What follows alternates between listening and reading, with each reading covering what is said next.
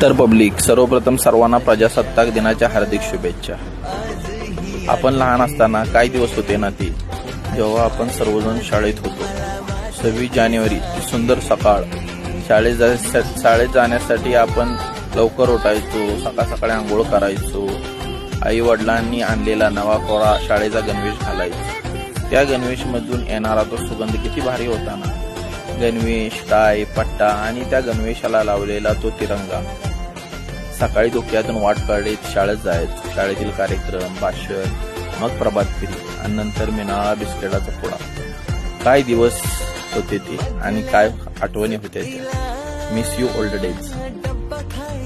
Thank you. Share करा मित्रांनो नक्कीच।